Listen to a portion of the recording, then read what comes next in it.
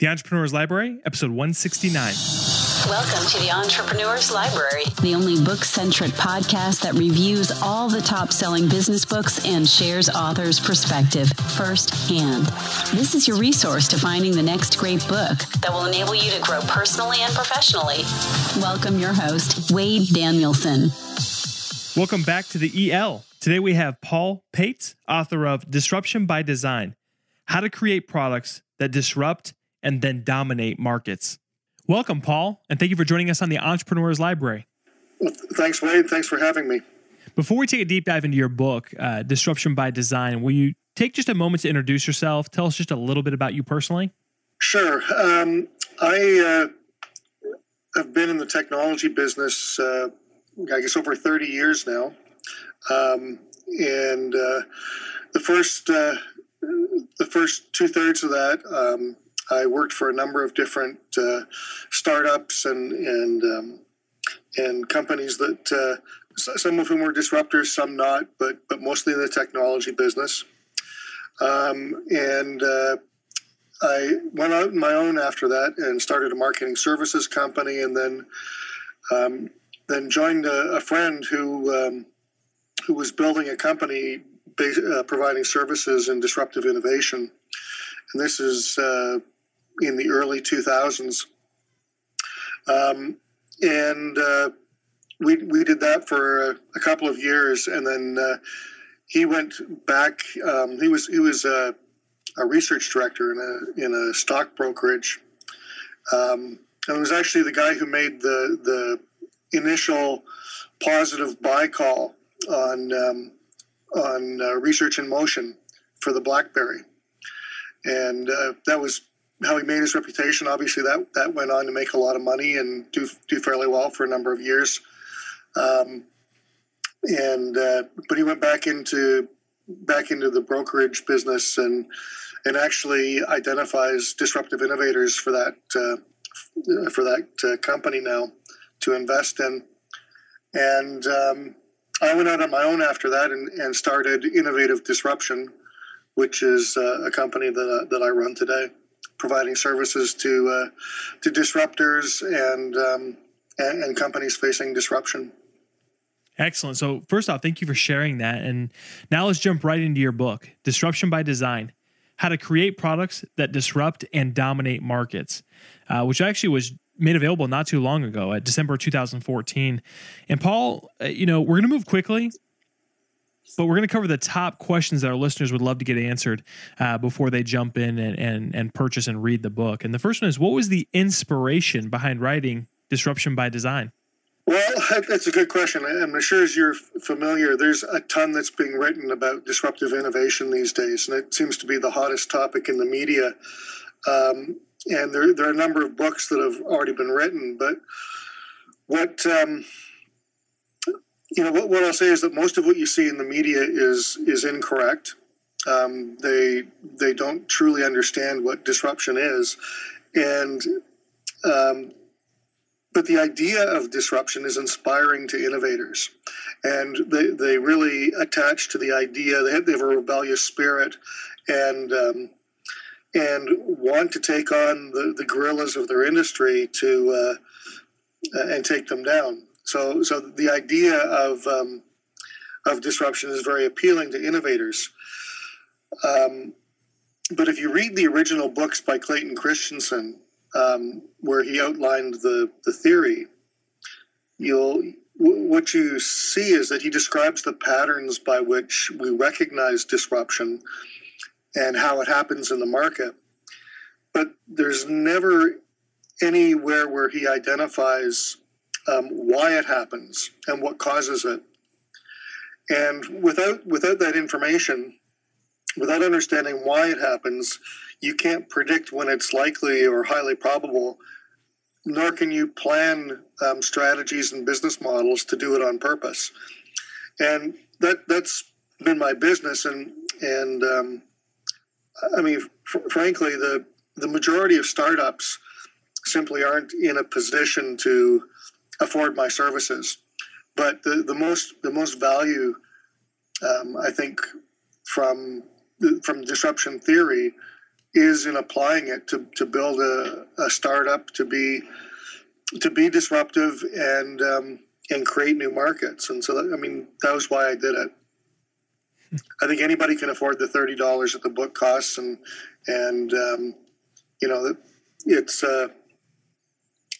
it provides a how-to guide that goes through everything from why disruption happens to how to do it to how to stay on top after you've succeeded. So what makes your book different from others regarding the same or similar topic? Well, I guess I kind of touched on that in the answer to the first question, but what I discuss, which is absolutely unique, is the causal factors of disruption, including the four, what I describe as the four necessary and sufficient conditions for it to occur. I outline a methodology for predicting when disruption is likely, and I provide a how-to guide that walks you through building a product and a marketing strategy and a business model that will enable your company to be disruptive. It's also the only sort of all-in-one book that summarizes everything from the theory to prediction to the practical how-to information, and then gives you tips on how to stay on top after you've succeeded.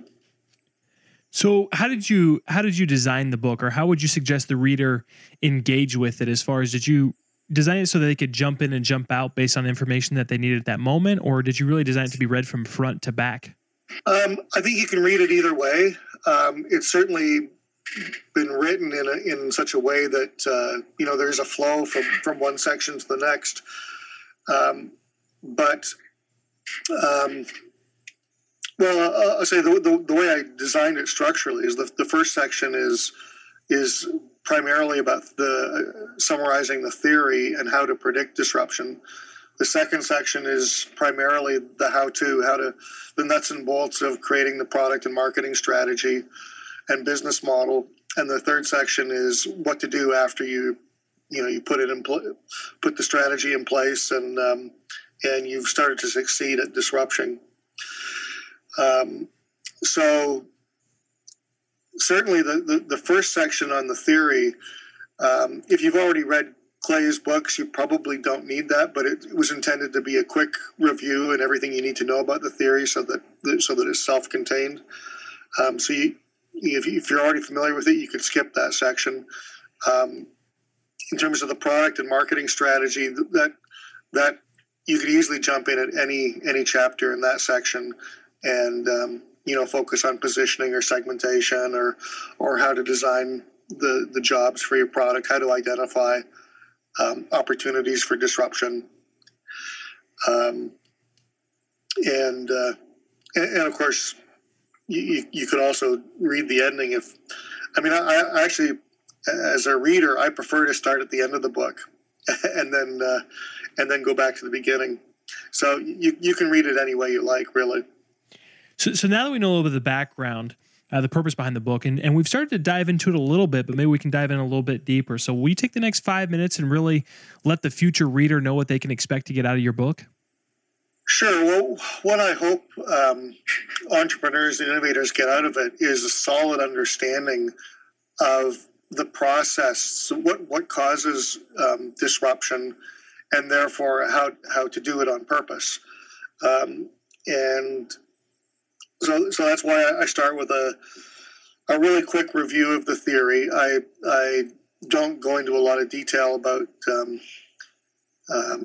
in Clay's books, he goes all the theory that you need, deep diving and examples and whatnot. And I just sort of skim across the top and summarize it so that you have it as a reference point for the rest of the book.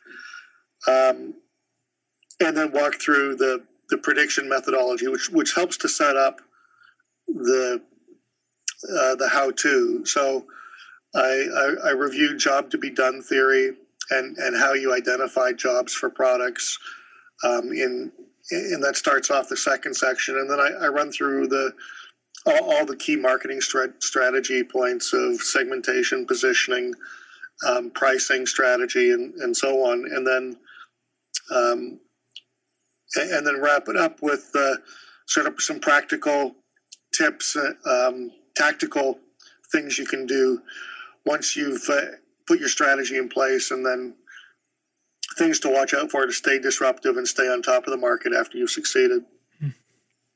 So, Paul, this next question I'm asking you to really, really break it down and put it into a nutshell. And that's, if the reader can only take away one concept, principle, or action item out of your entire book, everything that you've discussed with us so far, what would you want that to be? Well, the key idea is that you can design a company and a product to be disruptive. And if you understand what the causal factors are, if you follow these steps and design your business model correctly, anybody can build a disruptive innovation from the ground up. So do you have a favorite quote? I know we were talking beforehand, but did you think of one? Do you have a favorite quote from your book? And if you do, will you take a sec to explain what it means to you? Yeah, I was trying to think about that. And I don't really think of my book in terms of quotes, but maybe one thing that stands out for me has to do with one of the core things about disruptive innovation is the notion of the job to be done, and there has to be an addressable market scarcity that you uniquely satisfy with the job. And the most important thing to remember when defining a job is that a lot of people think job to be done just equates to needs, but the way I position that is that the job is what you're for, not what you do. And so I guess that's probably the most important thing that I would salt away in the back of your brain when you're thinking about your product and how it satisfies a market requirement, is that the product is what you're for, not what you do. Excellent. So, Paul, it wouldn't be a book-centric podcast if we didn't ask you for a recommendation. So if there's only one book you could recommend to our listeners, based on the way that's impacted your life, created a lifestyle or a paradigm shift, what book would you suggest? Yeah, that's almost impossible for me to give you a fair answer to, because I have hundreds of books in my bookshelf that I've read. I guess for what I do and for what this book is about, the most important book to me has probably been The Innovators Solution, which is by Clayton Christensen. It was the second book in the series that really outlined the theory. I mean, that book was very important to me in looking back on my time as a technology, as a product manager and as a marketing executive. Looking back at the companies that I'd worked with and understanding why they had either failed to disrupt or had really taken the market by storm. And once I started to decode that, that was how I got into this business. And it's what I've done for a living for the last 10 years. So I guess you could say that book has been really important to my life, and I certainly, even though I cover, some of the same ground, it was important to me in getting me into this business and to developing the ideas that I introduce in my book about how to disrupt on purpose. Excellent. So, Paul, one, I want to thank you for coming on, but also before we depart, can you recommend the best way for our listeners to get more information on you, but also get more information on your book, Disruption by Design? Well, the book is available at, I think, pretty much any site that sells books. You'll find it on Amazon, on Barnes & Noble. Set up an account at Goodreads so you can come to Goodreads and talk to me there. And you can also look me up on my website, which is www.innovativedisruption.com. That's my company. So you can look up my, what I do there and find out more about me and my blog. You can also follow me on Twitter or LinkedIn. I've set up a special group on LinkedIn for people to come and seek advice, to share insights as peers from entrepreneur to entrepreneur, and basically about how to disrupt on purpose. So it's that group on LinkedIn is designed to be complementary to my book, and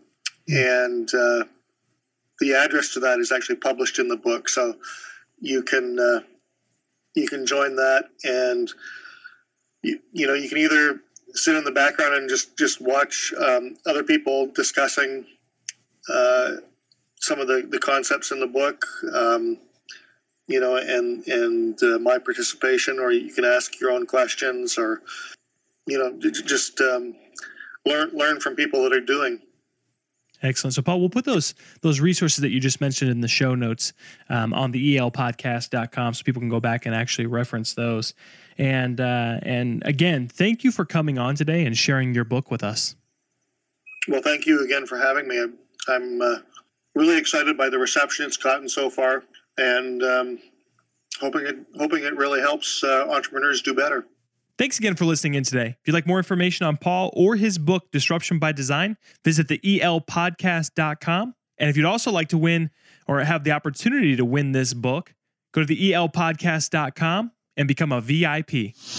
Looking for your next book idea? Head over to the elpodcast.com, where Wade shares his amazing resource, the top 10 business books recommended by over 500 entrepreneurs, with you for free. That's the elpodcast.com. Till the next time, keep it on the EL.